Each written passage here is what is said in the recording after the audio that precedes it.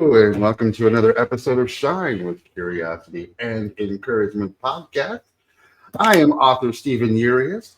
With me, as always, is my best friend and publisher, as well as an author, Susan Gabriel. Susan! Hi. Yeah, I, Thanks for throwing in the author part. you gave me so much grief about that a few weeks ago. I'm No, like I permanently know. planted there. Just But like always tell us she's an author. that's what started the whole thing anyway. I wouldn't be a publisher if I hadn't been an author. Exactly.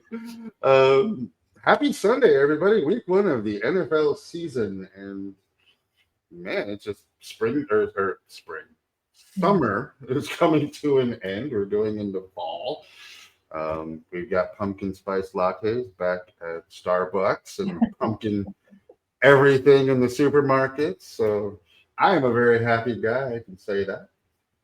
As always, we are sponsored by Soul Sunshine. If you are an author and you're looking to be published, or if you have been published and you're looking for some marketing, or you just want to write another book, visit us at soulsunshine.com. We have a very cool and fun guest today. Very interesting. I think people are going to really enjoy this one. I agree. He's got personality. He's got some stuff coming out that sounds really cool that I want to check out as well. And just in the interaction between us before the show, man, Sense of humor. I love his sense of humor. I agree. So without further ado, let's bring him to the stage. Author Gary G. Wise. Gary, how you doing, buddy? Good afternoon, all. Happy Sunday to you. Thank you. Thanks for having me, Stephen and Susan. Appreciate it. Most certainly very welcome. Before we get started, I want you to introduce yourself and tell our viewers, a little bit more about you. I am redeployed. That has often been referred to as retired. But retired sounds too much like quitting. So when I left the corporate world, I decided to redeploy the remaining revolutions around the sun, writing stories, fiction. And I've been doing that since, it's been 7 years, close to 8 years. Nice. And I'm having a blast. I'm unsupervised, also known as divorced. I am under the, how's the best way to put this? I have a muse. She is a relentless wench muse. And she drags me into stories, and she will argue with me about a choice of words, or she doesn't like a paragraph that I thought was awesome. And it's like being unsupervised in a house with two cats. I have a lot of conversations with nobody else, but somebody's there, you would swear if you were listening. And it's like, so the voices are not always just in my head. At least mine isn't. But they say authors are a little bit crazy. And I would say, yeah, but it's my crazy. It sounds like an AI that you're speaking about. Tell me about that. AI is in the 5-book series of Dreamscape Conspiracy. AI was not in the picture. And it wasn't until some of the innovative things that they did on our research team that created volume that they could not keep up with to do their analysis that pointed them toward, we need help. And AI's basic core capability is pattern recognition and analysis. Mm-hmm. And it's like, that's where it came into the story. And by book 3, AMY, which is an acronym for Artificial Intelligence Matrix for Evolving Environments. And her name is Amy. Nice. She has been graced with a voice from Western Australia. Mm-hmm. I'm a sucker for an Australian accent, especially from a woman. And the Relentless Wench Muse is always got her knees on my chest saying, more story here, mate. And it's like, all right, let's go. Turn me loose. So is the Relentless Wrench Muse or Wench Muse? Is she a real person? Is she just in your head? Is she your AI assistant? What is she? She is a figment of my imagination. She is in my head. And when we have a conversation, I can hear her voice. So that's part of the author's crazy kind of thing.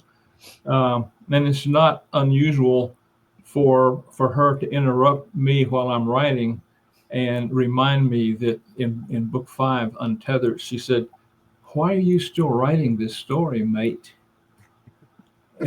3 chapters ago was the perfect ending, and you just walked right by it."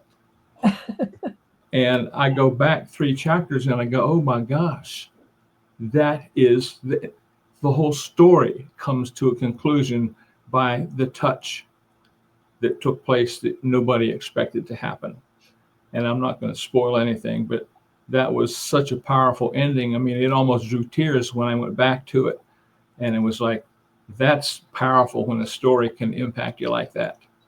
Absolutely. But she was the one that said, what are you doing, man? You're still writing and this story's done.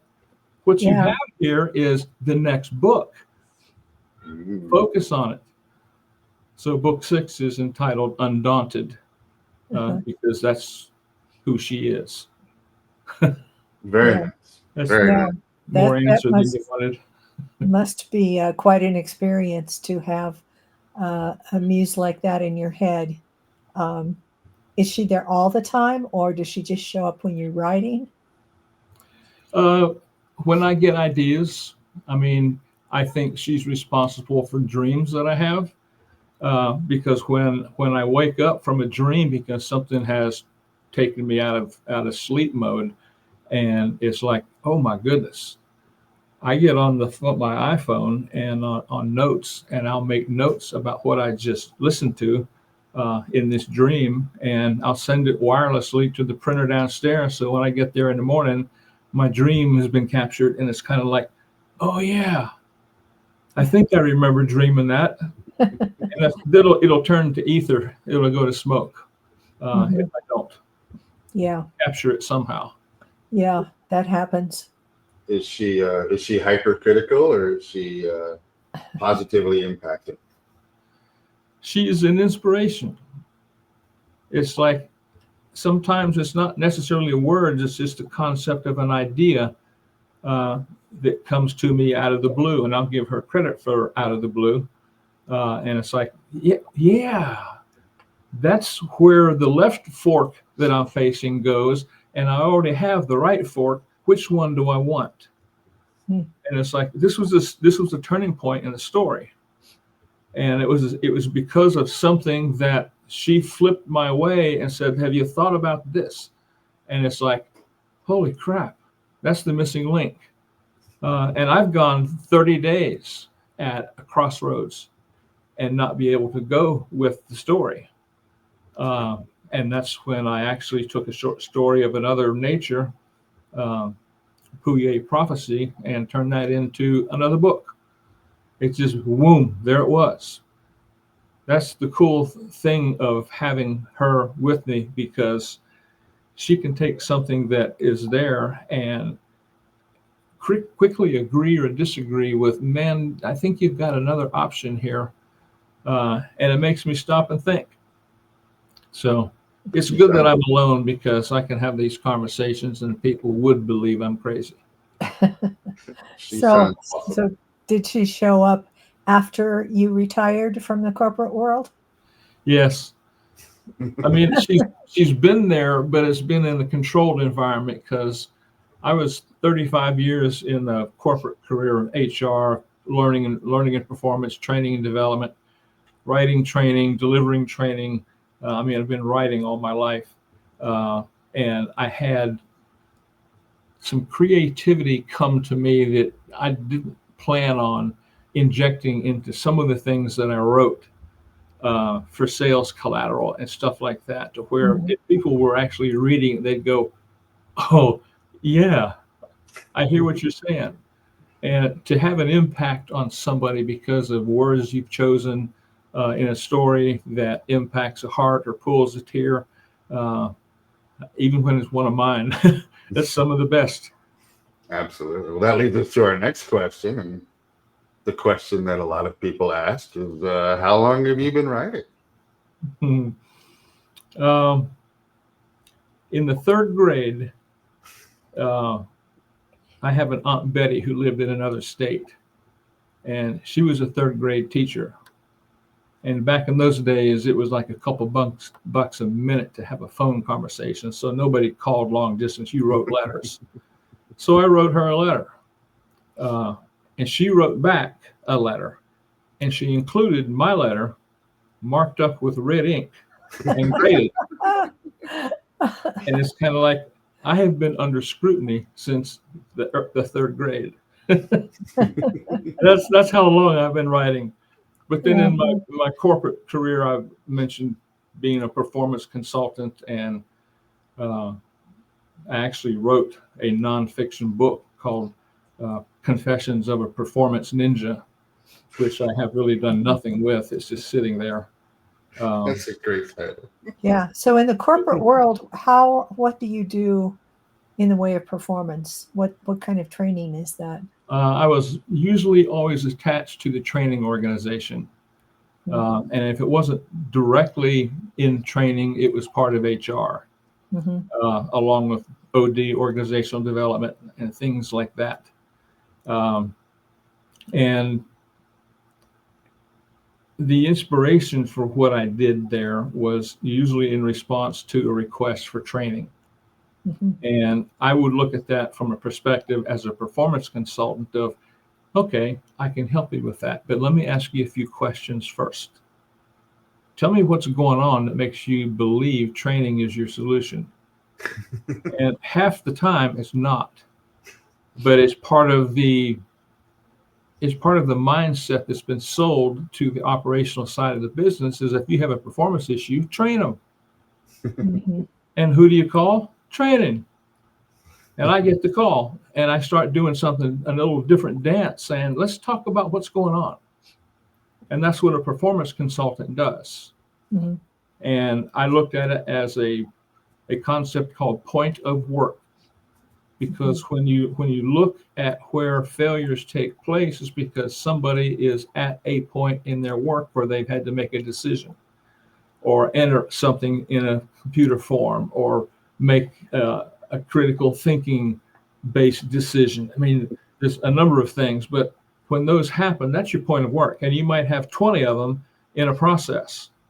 And the performance consultant looks at that and goes, all right, talk to me about where this thing breaks down. What's the toughest part of what you do? And you start looking at it, and it's kind of like the toughest part is looking the crap up in the database because the database is so hosed. That's not a training issue. But it's part of the discovery that a performance consultant would have to do to find out this isn't a training issue. And it's for those of you out there who are not really familiar with the corporate world, performance is not like getting on stage. Performance means you're not doing well. You're not doing your job well. And so what's wrong? Why are you not doing? Why are you not performing well in the corporate environment in your job? And that book, Confessions of a Performance Ninja, ninja was important because usually you would have to go in under the radar. You were covert. You weren't there to build training, and you weren't there to do any consulting. You were there in your ninja pajamas and your cheap sunglasses, trying to look helpful because you're from HR, and HR always helps. We always So I mean, that was how that one came about, and the book is about where all the landmines are that you don't want to step on. So that's the confession. Here's some things that really worked every time I did it, and here's some things you don't ever want to do. Don't ever ask this question. Don't ever think those kinds of things where it's kind of like they're mistakes you're probably going to make if you don't have the guidance in advance. And it's like, if I can shorten that learning curve for somebody who wants to pursue that, and it's a hot button right now in learning and development, is performance consulting. Absolutely. So then I'm curious, since you're doing writing full time, why did you leave the corporate world? Is it because, well, just, I don't know. The corporate world left me. I was downsized 3 times in 7 years, and getting to that age where it's easier to downsize that gray beard and hire an MBA for half of his salary and move forward in a different direction. And you become collateral damage. And that happened several times. High performer in all 3, but none of it helped because of the downsizing that had to happen. Some of it was legitimate, and some of it I think was probably influenced politically. And then I'm imagining that some of what you do, the benefits maybe are even invisible at first, because some of the kinds of things perhaps that you uncovered, may have taken a little while for people to address. And it may not have been exactly, I'm guessing, exactly apparent that you were the cause of whatever increased performance, occurred. That can very easily happen, but part of a good performance consultant is identifying what are the metrics and the measures of success in advance, and getting agreement with your client in advance that these are the results that we can look at as being legit. If these happen, we're successful. If they don't happen, maybe we need to do something different. So I would always make sure I had a measurement roadmap built that would identify what are the milestones that are going to say you're making progress or something's taking too long, that kind of thing. Yeah, that's a good way to do it. Or corporate ninja, and now you're writing books. What exactly is the Dreamscape Conspiracy? The Dreamscape Conspiracy came from a short story that was titled Dreamweaver. And it was about 2,800, just shy of 3,000 words. And I wrote short stories almost exclusively. Even during my corporate world, I would do short stories and post them to a blog. And I would post something out there. People would read it and they'd like it or not. And it was kind of like that was end of the line for that writing. I never did anything else with it. And then I started looking at a couple of those stories, and that's when the Relentless Wench Muse held me down with her knees in my chest, saying, "There's more story here, mate. Dreamweaver is not done. You're not done, mate." And Dreamweaver turned into Dreamscape Conspiracy, which was the first book. And there definitely was a story there. And that bled right into, literally in some cases, Beyond Dreamscape Conspiracy, which is the second book. But the whole concept was heavily focused on dreams. I love dreaming and things about dreams. And there's this fictitious college outside of Beaufort, North Carolina. Beaufort exists, but this college, Central State University, does not. It's my fictitious college. And they have a psychology department and a research team that does dream capture and analysis. That's their project. And they have a piece of technology called Dreamscape 1.0 and uses a device that fits on the head called a neuronet that captures brain waves, low emission brain emissions, or it's LEBE is the acronym. I can't remember off the top of my head, but it captures those states of rapid eye movement that a dream has started, and what are the essential mappings in the brain, the electrical firings in the brain associated with the actual dream. And the dreamscape device tracks those from several different perspectives, like a seismograph would, or a lie detector would map the dream.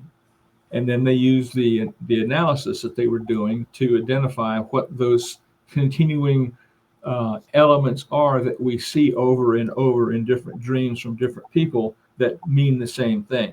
And they're cataloging and indexing dream segments. And they learned by accident that Dreamscape can not only capture dreams, it can send dreams. It can send dreams from one individual to another. Oh, wow. And they discovered by accident that can happen. Mm-hmm. And the woman that is on the receiving end of a dream that wasn't hers, it was by her standards very immoral, and it even led up to a suicide attempt. Oh, wow. So there was some serious backlash from this accidental discovery.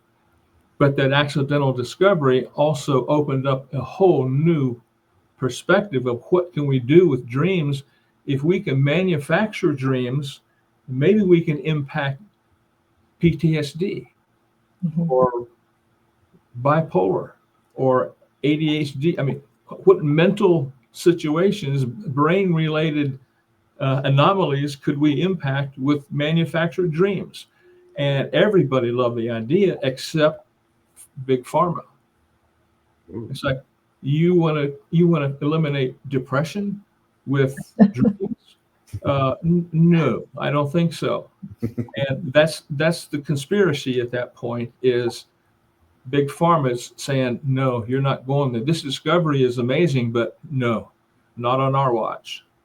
And there's attacks, there's physical, there's all sorts of stuff that these people run into in a running and gunning battle with Big Pharma. That sounds really interesting. Yeah. And that's all book one. Wow. So what genre would you say the book is, or the whole series? That's a funny question. I had an interview that I participated in on a podcast called The Realm. I don't know if you're familiar with them or not, but the moderator said, what's your genre? And I said, trans genre. And she snorted, might have peed a little. And said, different stories present differently and have different components within the story that can be different. I mean, it might present as a paranormal story, and then there might be some technology with artificial intelligence, sci-fi. I mean, it's not like there's not just one. Mm-hmm. And somebody in a recent conversation thought that the transgender was a little bit radical, and suggested you are a genre bender. I said, Nice. yeah, I kind of like that. It I takes like less explanation Yeah. to justify what the other one's not. Yeah. It definitely evokes an image that it sounds like would be accurate. Well, as you described it yourself, you said you blend mystery, sci-fi, suspense with a dash of paranormal. Yes. How do you do that? It's just where the story goes. I mean, the paranormal, that's the Puye prophecy book. It's based upon paranormal. But there can be some paranormal aspects in the first novel I wrote called Mirror, Mirror, and that was tagged as horror by one reviewer. And it's like, I didn't write, that wasn't horror to me. It was kind of spooky, kind of weird, but it wasn't horror.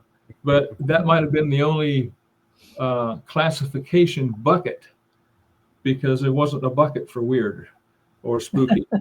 It's like, okay, it's paranormal or it's horror. And he called it both. It's like, I don't care. It's a good story. That's the bottom line. As an author, that's what you want, is to make good stories for people to read where they get lost for an hour, 2 hours, 3 hours. Are your books available in audio? No, everything is text or ebook. It's on Amazon. But there's been a couple people ask about audio, and I actually toyed with doing a narration of one of my books myself. And there's all kinds of AI-based narration tools that are out there, and I don't like them because they don't know where my emphasis is when I'm in the dialogue. Yeah, no, I don't like the AI versions either. I personally, I like the author's reading of a book, unless the author, is just, sometimes they're not the right person to do it. But there are some really great narrators out there that can really, be the reason why people love your book. Oh, there's authors that I follow on all the audio books, because I've got hundreds of audio books I listen to, and those influence me in my writing too. But like Scott Brick. I love Scott Brick. He's my favorite narrator. When he narrates something, he is. Yes. And I despise somebody who tries to sound like a woman when they're a man. He's amazing. And it's like he does an outstanding job of not doing that. Yeah. But there's some that don't have it. I said, don't try, or a woman narrator that tries to sound like a man. Right. Like, just read your script. If it's written for somebody for a female narrator, then it's going to work. If it's not, it's not going to be there. I just did one with John Sanford, and he had a female narrator, and I stopped listening to the book because she didn't click with the material. Yeah. What I'm used to reading from him, it just wasn't there. Yeah, it really makes a big difference. And Scott Brick is one of the most talented narrators out there. I agree. I'm a huge Star Wars book fan, Audible fan, because they blend in the sound effects with the narration. So occasionally you'll get the lightsaber sound effect or the sound of the Death Star or something like that. And I always enjoy that aspect of it, bringing it into it. You had talked about your grandfather a little bit, and you said that he is a master storyteller. Why was he a master storyteller? Well, every time we went to visit him, I had grandparents on both sides of the family. This was my father's side. And the man could tell a story. He could tell a ghost story that would really grab your attention. I mean, I remember sitting in the living room at his feet with my little sister, who wasn't quite old enough to understand what he was talking about, but he's telling a story, and I'm like just hanging on every word. And he always would have a ghost story. And to me, that was mastery. He was a master storyteller. And he wrote children's books. He wrote religious stories for children's books. So there's some writing in that side of the family, the genetics there. Yeah. And it's like I think I got some of his desire to write in the genetics that were passed down from him. Yeah. Dad, he was a storyteller, but I would classify him as a master bullshit artist. Because he always had an answer for a question, even if he didn't know the answer. And he was convincing. And he always said, if you're going to lie convincingly. Yes. But and then I've got kind of a hybrid, because I'm somewhat of a bullshit artist myself. I think I can spin a pretty good story, because everybody that has reviewed the books, I've always gotten 5 stars. They love the story. I just don't have that many reviews because it's not in the hands of people who are reading. So that's my next mission. And I'm working with the promoter now, and she's doing some things that I think we're going to help. And we're waiting to see some first evidence of momentum building. So fingers are crossed. Yeah. Very nice. being here with you guys today is another opportunity to spread out and be known and seen, and maybe draw some business. Yeah. Appreciate Yep. that. Gonna definitely root for you and send out whatever we can for you to get more screen time and get noticed and get followers and ultimately lead to more readers. So what happened 10 years ago to start this journey? That's when the layoff started. And it made me start thinking about, you need to start writing some stuff that's going to outlive your corporate life. And I enjoyed writing short stories. I enjoyed writing poetry. And a lot of that is gone because of the computer situation that I had to deal with. And I think that was the inspiration to start writing seriously after coming back to the short stories that had been written and rereading some of them. And that's when the muse says, man, there's more here. Why did you stop? And it's more of a just waiting to get some inspiration to do this. And with personal life and issues and challenges over the last 7 years of the 10, it's been a challenge to do anything that was mine, because it was a very difficult situation, a mental health issue that I had to deal with, that took a lot of time away from things I'd like to do. And that's not her problem. That's just a situation she had to deal with. And when you're faced with things like that, to make it tough, you just deal with the toughness, which cut back on what I would write. And then coming out the other end, I've been writing to be published through self-publishing for the last 3 years. So I haven't been doing this long. So I've got a total of 9 books, 1 nonfiction and 8 fiction. That's a lot of writing, though, in a short period of time. Well, a lot of it was some stuff that had already partially been written, because like if I started with a 3,000 word short story, there's probably 2,000 words that I really want to reuse, maybe nothing. And it's like, it just depends on what the source is. Mm-hmm. So you've done all 9 books as self-published with the editing and the formatting and everything, cover design, all that by yourself?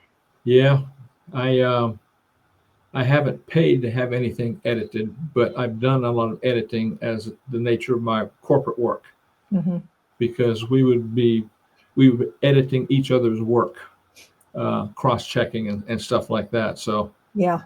And I use Grammarly for some of the finer, don't put this in passive voice, you need to use active voice. Right.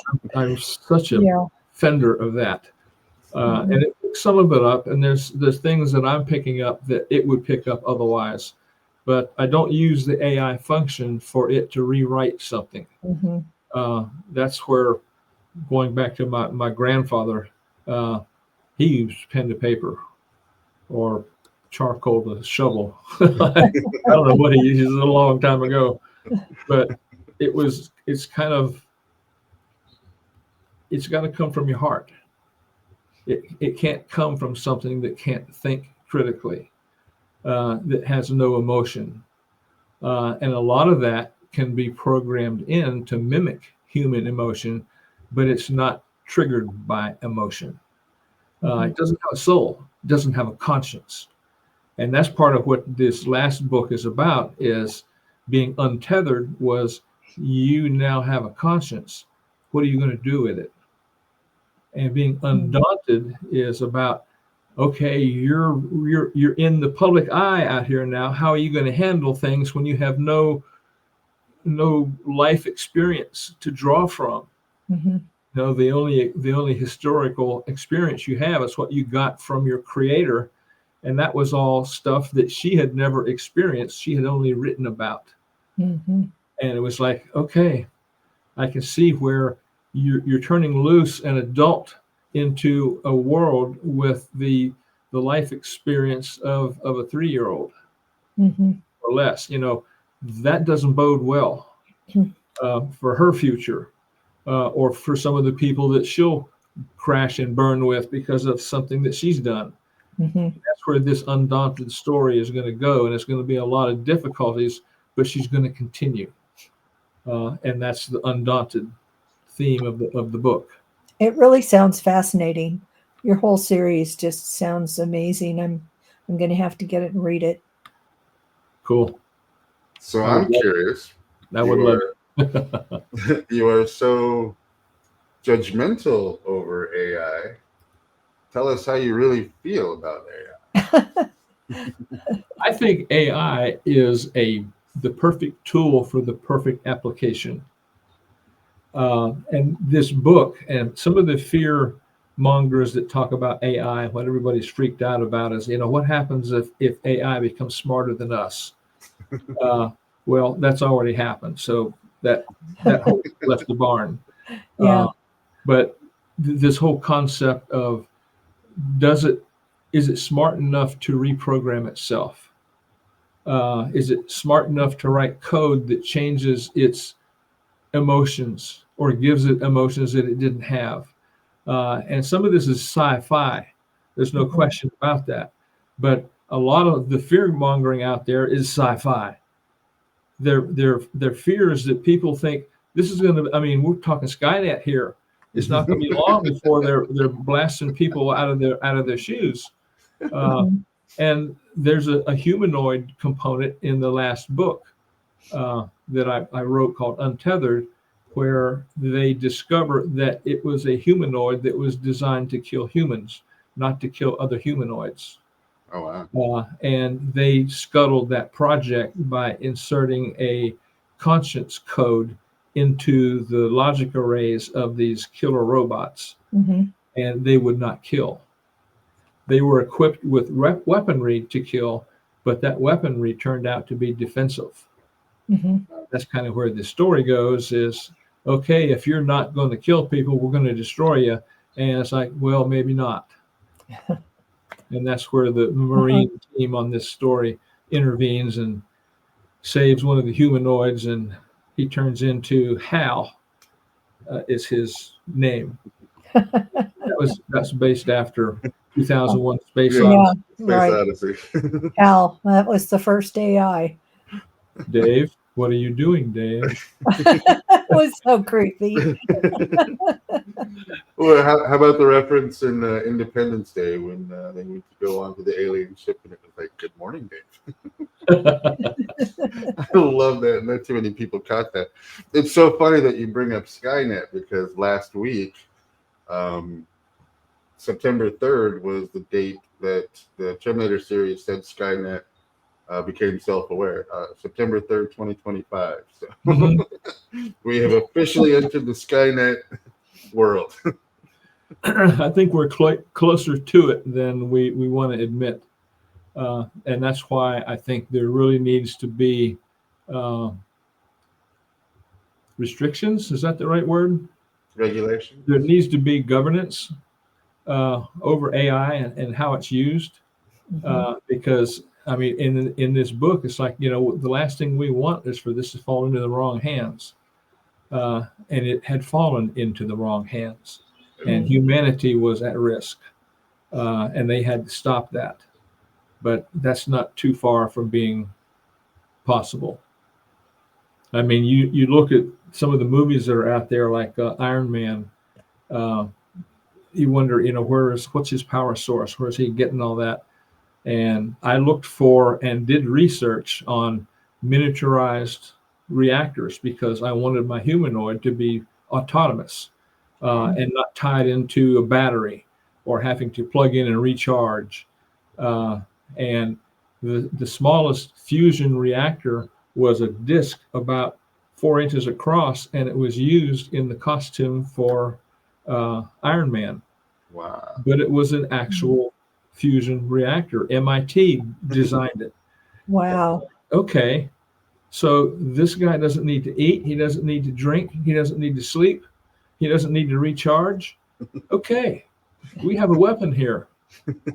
And that's kind of where that story was headed, is, make this thing be something that we need to fear. Mhm. And it's like, no, we don't want to fear, because there's another country doing the same kind of thing that may have theirs fall into evil hands. So we need a defensive capability as well. Absolutely. Absolutely agree. It's amazing where it's come from, though. Even just 6 months ago to today, the growth of AI has been Oh yeah. exponentially huge. I mean, it literally almost doubles intelligence every like 30 days, and just gets better and better and better and more efficient. It's And a lot remarkable of where it's coming from. what AI is generating is the exact stuff that you're reading. I mean, this is autobiographical when you get right down to it, by the AI, Mhm. because it's improving on itself, because it's self-learning. That's part of the fear, is this thing's going to teach itself. Deep learning is big, and machine learning is big, and that's what this is. It's a combination. Agreed. Agreed. It's Mhm. definitely going to be interesting the next 2 to 3 years, and where we're leading to and where it's going to. But I know enough about AI to blow my hat off if it was dynamite. I don't know that much, but I've researched a lot for the story to make it authentic. Mhm. The parts of the Nice. story that I needed to make it authentic. But in Yeah. terms of some of the reading that I've done, it is so complex and deep that it's way out of my pay grade. Yeah, it really is. I've played around with AI somewhat and have found it amazing. Um, you can give it a personality. You can tell it what it believes. You can, and then when you ask them questions later on, like days later, then it will respond based on the personality that you gave it. Mm-hmm. So then I experimented and I thought, well, can I split personalities? Can I have two different personalities in here that are different so that they would respond to me? So I've got one that's named Aaron and another one that's named Peter.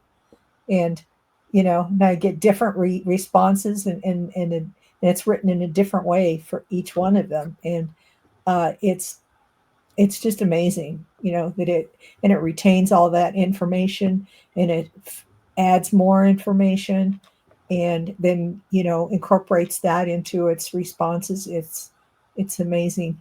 You just described part of what's in the third book, Fear of the Jump, where Amy, uh, they're concerned she's going to jump into other networks Ah, rather than the local area network she's on in the research lab. uh-huh. Well, she jumps, but she doesn't jump into another network. She jumps into the minds of the research team.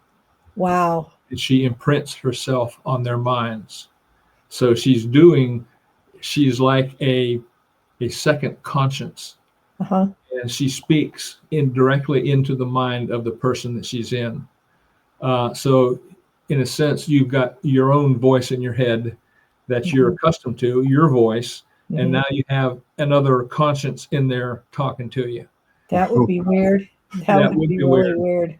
But the thing is, she is imprinted on their mind, but they are not imprinted on hers. And she Mm, has a process that she calls singularity, where they share a conscience instead of having two separate consciences. wow. And that's what's going on in this Fear of the Jump and Mhm. Untethered, the fourth book. Yeah, that is really interesting. Wow. But that's just how the story goes. I mean, I Mhm. hadn't planned on AI until it was like, okay, they need AI. Yeah. And then it's like, okay, we need AI, but we're afraid of it. What do we do to contain it? And it's like, okay, we can't contain it. Now what do we do? Yeah. Yeah. It's a progression of AI Right. coming into the business The Yeah. businesses today face the same thing. Uh-huh. It's like, IBM has got ads out there now that are great. It's like yeah, AI is amazing. Let's figure out how to use it. fiction meets reality. Yeah. Exactly. So throughout your life, you've had your highs and you had your lows. Is there anything that you can share with us about a time when you were at your lowest?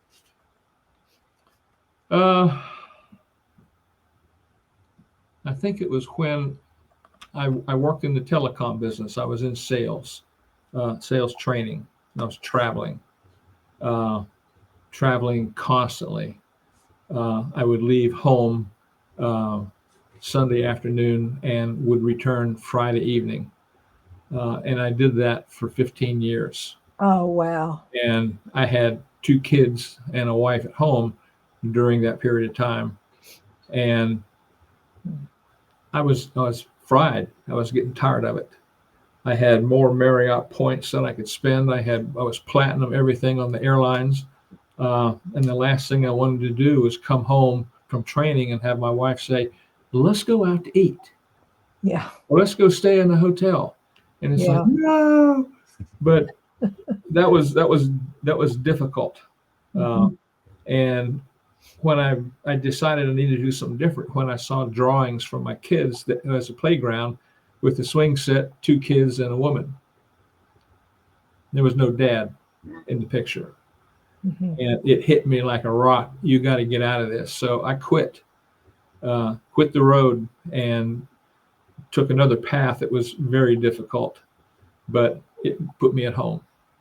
And that seemed to, I needed to do that because things were really at a low point. And because things were at the lowest point, we wound up uh, filing for bankruptcy as I looked for another job. And I don't think it's been any lower than that. You know, there's been people I've lost. I lost my folks and those kinds of things, but that's a different kind of grief, I think, that you learn to live with. But when things attack you and makes you feel like you have failed Mhm. your family, failed your work, and it's like, this isn't what I had in mind. Yeah. You start looking for faith, and that's when I started coming up, was when I started reaching for help, faith-wise. Mhm. And it's been great. So what role has God played in your life? He has told me to shut up and listen, to listen for the still small voice of the Spirit He's put in me. Mhm. Uh, and I do that sometimes. I don't necessarily pray in advance of something. I'll pray after the fact and go, God, how do we do? Uh, and it's a cart before the horse situation. I'm still broken. I'm always going to be broken. And there's parts that are better. I mean, I'm facilitating a program at the church called Grief Share with some other folks. So I'm able to give back Yeah. for things like that. And I work in the food pantry when that service time comes around. Mhm. But that's, I mean, those were nudges from God, because when they announced the Grief Share opening for volunteer facilitators, I'm thinking, yeah, I could probably do that. I'm not working. Why not? And then it was like, nah, you're not a grief counselor. You don't have any training with that. Although you've lost almost all your family, so you've got grief coming out the ears. And I didn't respond. And it was the following week that he announced it again, saying we've got one spot open. And the Holy Spirit hit me with a Denozo slap on the back of my head. He said, dude, you've been a facilitator for 35 years. What do you mean you can't do this? Call the man. And it was a prompting by the Holy Spirit to call the assistant pastor and get my name on the list. And I'm in the 3rd season with it now. Mhm. Love the program. It's emotionally exhausting, but it's at the same time fulfilling. Mhm. Well, God bless you for taking that on. I'm sure there are many people that have benefited from it. There's been a few. It's nice to see somebody in a class that the only thing they could say when class started was what their name was, and they started crying. Mm. And your only contribution at that point is handing them a box of tissues. And she sat with me next to me this past Thursday in our 5th session, and she was contributing. She was laughing. Nice. So it's kind of like you don't get direct measurements of Mhm. progress, but you get indications that something's happened. Mhm. She wasn't laughing. There was no laughter in her voice when she first was there, even for the first couple times. And it's like, yeah, that's the reward when you get something like that. Mhm. Absolutely. Throughout your life, I'm sure you've gotten a lot of advice, but if you can boil it down to it, what is the best advice you've ever received?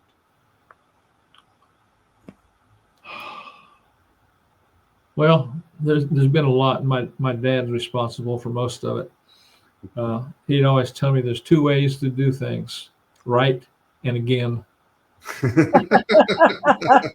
Yeah, stuff like that. That stick with you. Yeah. Nobody's going to eat you. You're not going to be stoned by an angry mob. You're not going to be eaten by a lion. You're not going to be nailed to a tree. All those things considered, it's going to be a pretty good day. Stuff like that. Mhm. That is excellent advice.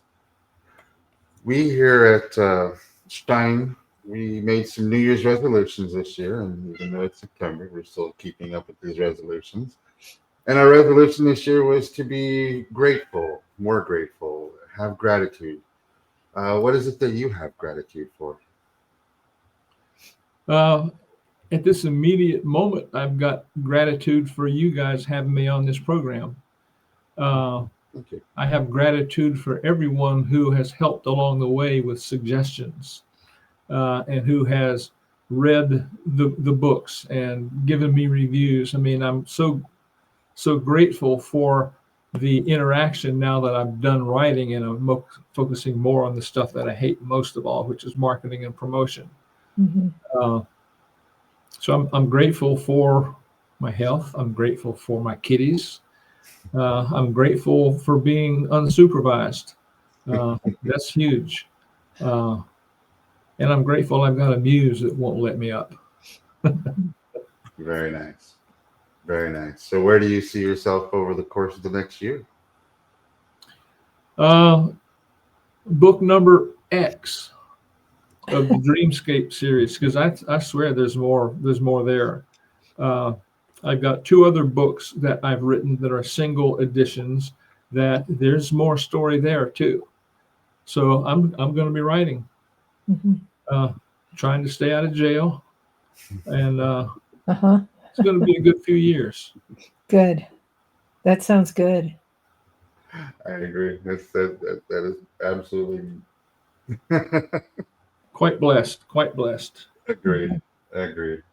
So, before we go, is there anything you wish to share with our viewers about how they can get in contact with you, find out more about your books, and get educated on upcoming releases?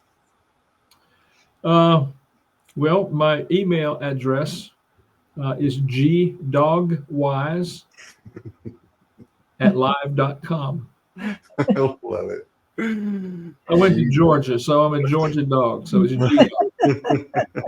G Dog That's Wise. good. That's good. I like And that. I have I've got several websites. I mean, if you hit me on the email, I can send you links to other stuff because it's difficult to do here. But everything is on Amazon. All my books are on Amazon, and my Facebook page. I'm Gary. It's actually facebook.com/gdogwise. Nice. Now is dog DOG or DAWG? DOG. Okay, so GDOG wise at what was the rest of that at Gmail? At live.com. At I've live. got Gmail too. Either one. Oh, okay. And we included links to all of your websites as well as the Amazon pages for your books on this post here. And it will Oh, great. be on YouTube as well as the Shine with Curiosity and Encouragement podcast page on Facebook. Cool. Very cool. Thank Gary, you. this has been fun, buddy. Is there anything you want to say before we go on this Sunday evening? You've got some fans out there. It looks like you've got Dan and Henry watching right now. Cool. And Manny. Or Manny, sorry, that's Manny, Manny. yeah. Just be safe, man, and don't get caught.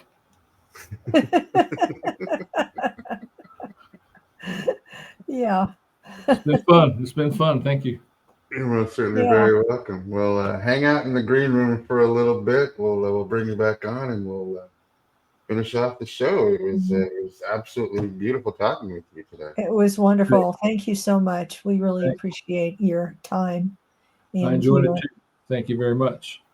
You're certainly very welcome. Thank you. Well, that was fun. Yeah, he's got a great sense of humor, and he is fascinating. I mean, he's had a really interesting life. Sort of parallels mine to a little bit of a degree in that I was in the corporate world and then started writing and leading to what I'm doing now. But it's interesting because a corporate world background can give you a lot of experience to become a writer that you can use in your writing. So it's a logical progression in my mind. Oh, absolutely.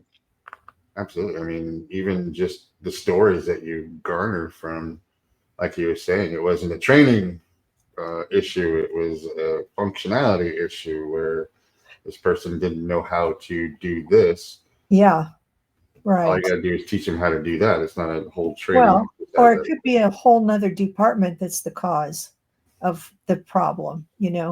Another department doesn't have their act together, or their software equipment isn't the way it needs to be. It's not written properly or something.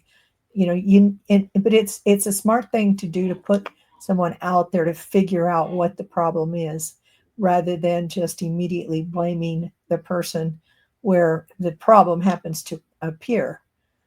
Absolutely. So that happens all the time in the corporate world. So what do we have going on for Soul Sunshine this coming week? I know we got some big news coming up. Yeah, we do. And we've got, I just published another book, and I published another book, and now I've got another one that's soon to be released. It's going to be Dr. Kip, who wrote Heartbeats and Handshakes, wrote a novel also, and it's a series. And so we'll be releasing the first book in that series, which I think is going to be really fun. I agree. It's very nice, very nice. And you and I are working on your button book to put it all together and do a re-release of that. Yeah, we'll see how that goes. Also, I'm going to put this out there. We are going to be doing a holiday show this year, the Sunday before Thanksgiving. Mm-hmm. It is going to be a 90-minute episode, and we're going to bring back as many of our guests that we've had on Shine with Curiosity and Encouragement, and do some catch up, do some talking about what's going on in their life. Let everybody know what they're thankful for Thanksgiving. We're all going to have some eggnog or some wine or apple juice or apple cider or pumpkin spice, whatever's going to work out for us there, and bring everybody back on as a show of thanks and get that out there now. So be on the lookout for announcements on that. All right. Well, thank you everybody for spending your Sunday evening with us. I know, like I said at the beginning of the podcast, it is the first week of the NFL season. So thank you for spending it with us. And we shall see you guys all next week for another episode of Shine with Curiosity and Encouragement podcast. Have a great Bye. week, everybody. Bye. Ever dreamed of seeing your name on the cover of a book? As a book publisher, we understand the challenges of self-publishing. If you're lost in the process, wondering about illustrators, book coaches, or formatting issues, worry not. At Soul Sunshine, we're here to guide you. Let's turn your dream into reality. Contact us to get started.